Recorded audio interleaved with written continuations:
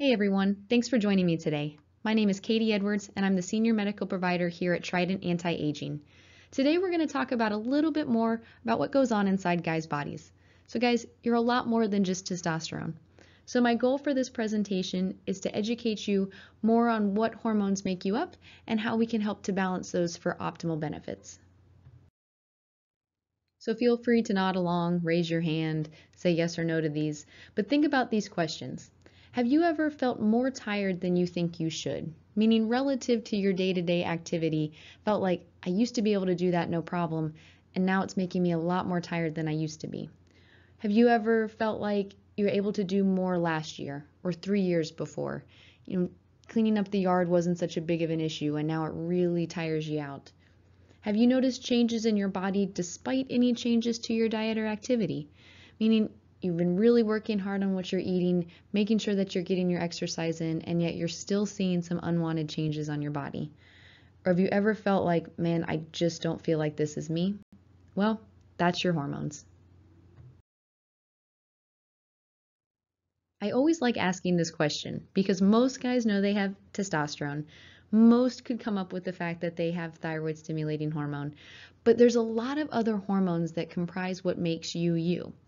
So there's 3 main groups of hormones in our body. The reproductive hormones, which are the testosterone, estrogen, DHEA, our stress hormones, cortisol and homocysteine, and then thyroid stimulating hormone and growth hormone kind of fall into their own category. So throughout this presentation, we're going to break down what each of these hormones are, what they do in your body, and what impact that makes. So your thyroid stimulating hormone is probably a lab level you've seen when you go get your annual physical done. This is a hormone that we have that really is the thermostat for everything in our bodies. It manages our temperature, our energy, metabolism, hair and skin texture, our moods, our sleep patterns. So changes in this hormone can have a lot of effect on our day-to-day functioning. And when we talk about changes, we talk about either an underfunctioning or hypothyroid or an overfunctioning or hyperthyroid state. So the symptoms that correlate to these kind of make sense with their name. An underfunctioning thyroid slows everything down. We feel tired, we have dry skin, dry hair, our moods are low, we're not sleeping well, as opposed to an overfunctioning thyroid, which speeds everything up and kind of exacerbates the situation. All right, guys, so here it is. Testosterone is your main reproductive hormone. So testosterone is actually created through your testicles from direction by the pituitary gland. So the testicles do a lot. They produce the testosterone and they produce your sperm. So these two kind of go hand in hand. There are 5 main symptoms that testosterone correlates to in guys. Energy first and foremost. This is your main fuel supply. It also contributes to muscle strength, muscle stamina, libido, metabolism, and mental focus. In case you didn't know, you also make estrogen. You obviously just make a lot less than women do. So there are 3 types of estrogens. Your main estrogen component is the estradiol. So symptoms of estrogen levels in women are very similar to symptoms of estrogen levels in guys. Estrogen can contribute to water retention and bloating, mood changes, trouble with mental clarity, and night sweats. DHEA is the 3rd main reproductive hormone that you make. So DHEA is a sister hormone to testosterone.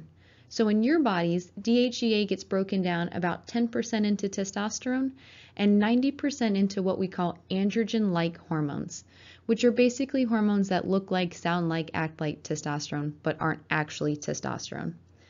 So DHEA is more commonly known as a prohormone, meaning it's a precursor for other hormones that our body doesn't use directly as is, but breaks down as needed to develop the hormones it's looking to produce. Cortisol is the first stress hormone that we'll talk about. Cortisol is really our fight or flight response hormone. So this is what our body uses in response to physical stress. So that can be surgery or trauma or a tough workout. Anything that's physically taxing on the body can increase our body's cortisol levels. The way that our body regulates those changes is through our adrenal glands.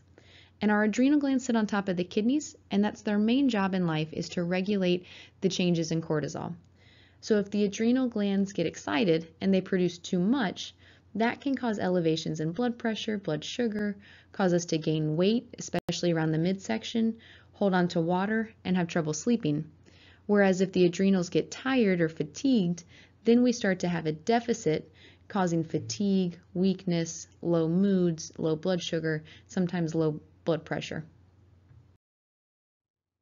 Homocysteine, on the other hand, is cortisol's emotional counterpart.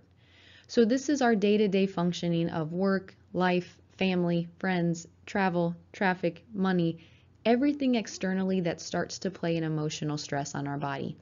This actually has a physical manifestation through homocysteine levels.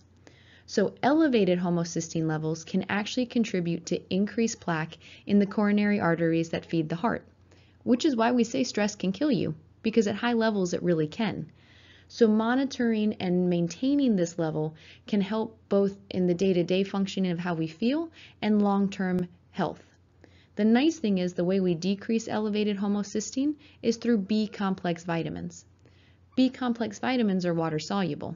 So when they bind to the homocysteine, our body tries to get rid of them through excretion. So we literally just urinate off the extra homocysteine.